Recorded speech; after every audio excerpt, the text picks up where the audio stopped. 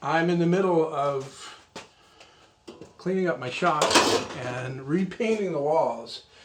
Originally I painted the walls in the shop here with paint that was left over from my house, and it was a mix of several different shades of different color, white and beige, and there might have even been, and I'm pretty sure there was some primer mixed in there to make up the volume that I needed, along with ceiling paint, whatever I could find that was light in color. I painted the walls with here. As I talked about in the past, though, it's kind of difficult for the making videos. It doesn't often look white, even though it appears to be white.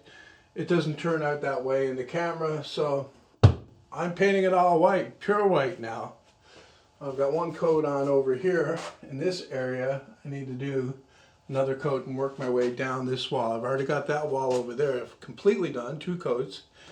But before I do any of that, I need to move this cabinet to over there on the other wall, because I want to move the drill press over there. The drill press is pretty good here, although it's limited for space. Like, I can't really do long stuff with it in, this spot right here. I have to move it out in the floor, which is inconvenient because the cord is very short. Also, the heater is right underneath here, so the chips that come off the machine here go down inside the heater, and then I got this nice burning wood smell in here whenever the heater comes on. So this is the difficult way to do, the cleanup and repaint. The best way would be to move everything out, but it's been raining here. Like, I'm talking like biblical proportions here with the rain. We've had 3 solid days of rain where it was coming down in buckets, amazing amount of rain. So can't move anything outdoors. Everything has to stay in here, and I just have to shift it around to do the painting. So got to make the best of it. Got all my clamps here. I got rid of the clamp rack that was with these, and that used to be on this wall over here. And I was thinking that a good place to put them might be here underneath the window. If I make a rack that holds them horizontal like that, that might be better. My goal or intention is to replace these clamps eventually with better made ones, but I won't be doing that yet. And I don't think I'll be getting rid of these either, because they work fine. So it's good to keep them around. But I think that might be the best way to do it. And that will use this space here on this wall that otherwise is wasted, because I really can't put anything here that'll block the walking space, like anything bigger, that is, anyway. I'm going to clean out all the crap that's, well, not crap, it's good stuff that's in here, especially the heavier stuff like this. I've got no place to put it, so I'm kind of precariously stacking it up wherever it'll go. Here are my hold down clamps for the vise. I have never used these, not one time have I used these, but I hold on to them because they are so nicely made. I made these when I made the thing, and like I say, I haven't used them. But you know what, it'd be handy for someone to have if they rely on holding the vise down. So that's why I did it. I pretty much knew at the time I wouldn't be using it. So I didn't, my little box joint box here. I should make a video of the world's smallest box joint box and try to make that. That would probably get a few views.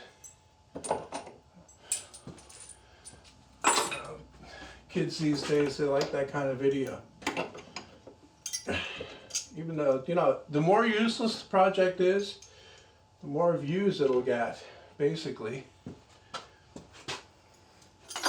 People are not interested in anything useful, for the most part. Inside, I have the fence. I've already taken a bunch of crap out of here. And then the V-block. Just handy. All these hole saws have to come out because the back is open. Just gonna stack them up here. Half of these hole saws I don't use anymore. But like those things, it's nice to have them around. Drum sander sleeves, which are once again never used, except on very rare occasions. That's what makes up a shop. All these things that can potentially save you time, but only if you can find them. So that's why I'm a big believer in local storage, as in, you know, everything that's related to a certain operation stays in one place. Like all the drilling stuff pretty much stays right here. The stuff that I use all the time anyway. It's either on the front there, inside, or in these drawers. The drawers hold the loose stuff, the odd stuff that, you know, say if you've got 5 or 6 of the same size drill bit, which you often will have if you've been doing it for a long time, they'll go in there. Okay, there's only 2 screws holding this on. I've got my little guy up here that has to come down. There we go. I made him. I made him a long time ago too. Pretty much right after I made that cleaver from the saw blade. This is going to be the holder for it, you know, the knife rack. So it's going to have a base and him standing there type thing, leaning back like so. And there's a slit, like there's a cut down his middle here, and that's where the cleaver would go. It's like you took it and you cut them in half type thing. I thought it was a neat idea. I never did finish it though. I filmed a lot of this carving that I did on the guy here, and actually, you know, gluing the parts together and all that, but I lost the footage somehow, which happens when you're doing this kind of thing a lot. You kind of lose track of things. Things get shifted around and forgotten about. I might still have it actually on an old hard drive. You never know. Anyway, I got a couple of screws to pull out of this, and this will come down. And I think I should be able to handle it on my own without setting up a dead man to hold it up.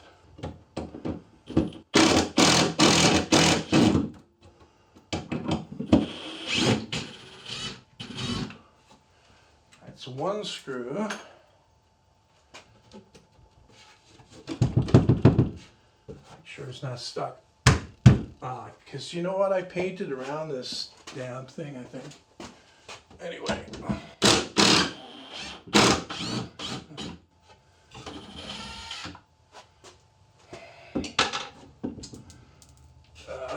Driver, get rid of that. Nice to have a space to put it. Wow. Screw, and then I guess I gotta try to close this up. And then positive, there you go.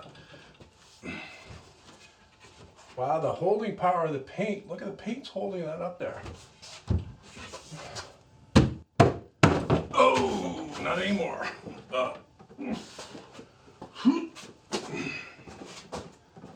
I gotta come all the way down here and put it on the table saw, because there's nowhere else to put it. Even space on the table saw is pretty limited. So, under the new layout, you could say, I want to put the drill press right here, I think. This is where this downdraft table used to be. I'm going to move the downdraft table back down to the front of the shop. And this will actually take the place of the sanding station, which unfortunately I'm going to get rid of because it's not as optimized as it should be. It's got the spindle sander on there, and it's got the disc sander. The disc sander I'm phasing out. I'm getting rid of this disc sander because I mostly use this thing here. This is all but completely replaced it. And anything else that I need to do, I could do on the belt sander. And then in the future, I'm going to be building a new belt sander, so that will make that machine completely obsolete, you could say. So I'm getting rid of the sanding station. I'm retaining the spindle sander. I'll be putting it on top of this along with the other two sanders. And that way I'll be able to take them down so that I can use the top here. I'm also going to set up some kind of local dust collection for this area for the sanding stuff so that it'll be easy to connect up. But getting back to the drill press here, the table saw is going to be here. There's going to be a little bit of a gap here on the end for this current table saw because it's got the router table in the end.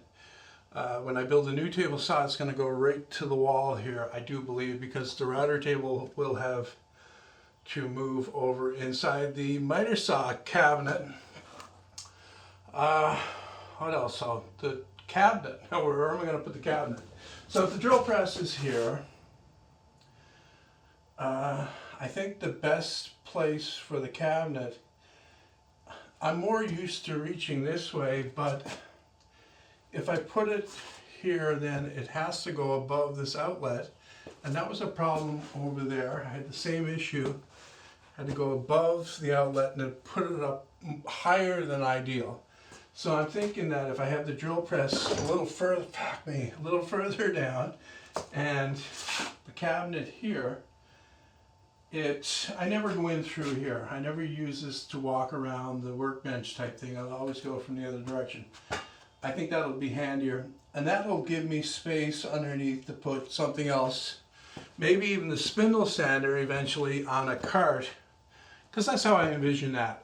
A single cart with the spindle sander on top and local dust collection underneath in the form of a small shop vac, so that when you turn on the tool, the shop vac comes on. It's very similar to the way that works on the station over there, but more automatic and more compact, and then it'll be on wheels so I can roll it out on the floor and use it and then roll it back in. Okay, I've got the position all settled on here. I located the studs and I made lines on here showing where those are. I cut a strip of plywood here as a prop or a dead band to hold the cabinet up. Always a good idea when you're doing stuff by yourself. Even if you have help, especially help that's not reliable, they tend to let go of things when you don't expect it. And it all comes crashing down, so I'm going to take my cabinet over, put in place.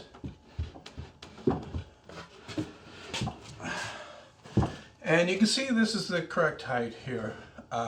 It's lower by about, I don't know, 10 inches than it was over there. This is the right height for the drawers. Also allows me to put stuff up on top. So I'm just going to open this up a bit and see where I'm at. I have to go over just a smidge. Smidge, now that's a great word. And I've already got holes in here that I used to mount it in the first place, way back. And I don't have my driver. I've got the screws though, but I don't have the driver, which is a problem. This is where you need your helper to get your driver, which is right over on the other side of the fucking shop. I'm gonna have to set this down again.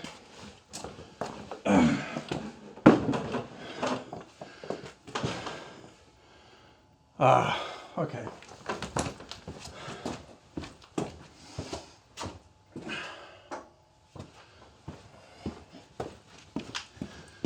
That where I can reach it. Try again.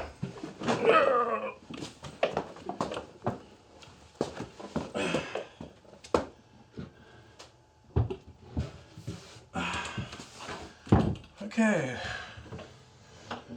Look. So go over a little bit. Oops. Look. Okay, I think that's. Ow. I think that's close right there. Gonna get that first screw in. Open the top.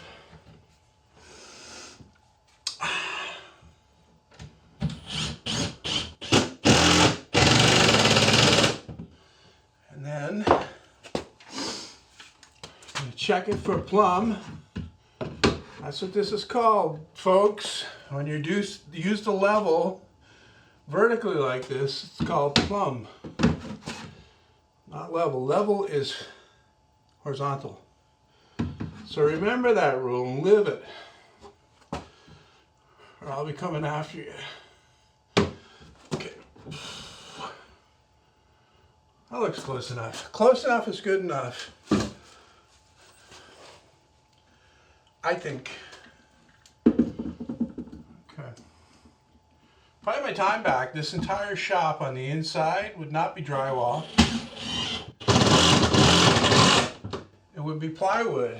Plywood, half-inch plywood on the walls here would be amazing, because all you need to do is just pick a spot and put it on. You wouldn't have to mess around with studs. Got one more screw to drive over here and I'll be done. Not strictly necessary, but it doesn't hurt. Okay, I got my drawers put back in, the other gear, the hole saws. I spared you all the details on that. So I need to put my artifacts for the previous projects back up, which are pretty dusty. Let's see if this thing actually still works. This is the skew gears that I made a few years ago. And wow, they work really well. I originally made this, the idea possibly of making a router lift type mechanism with it, but making these gears is a little bit more complex than a lot of people can handle, actually, so I didn't do it, but it looks good. Get my guy back up there. Like I say, I can reach this area up here now. Maybe I'll make a cabinet that fits up here instead of putting this junk back up. You never know. Okay, I just got the drill press to move over, which is tricky because there's not much space here. And I don't want to mess up my wall where I just painted it, damn it.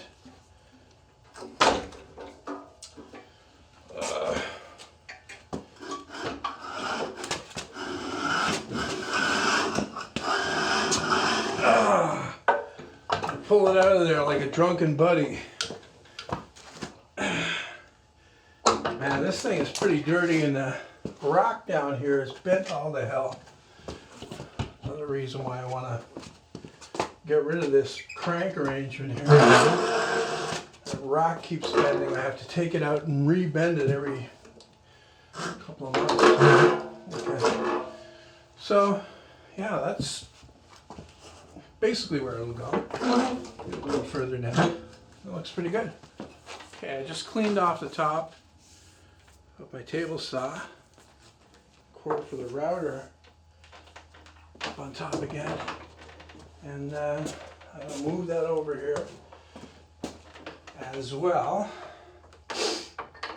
That way it'll be out of the middle of the floor. This thing's heavy.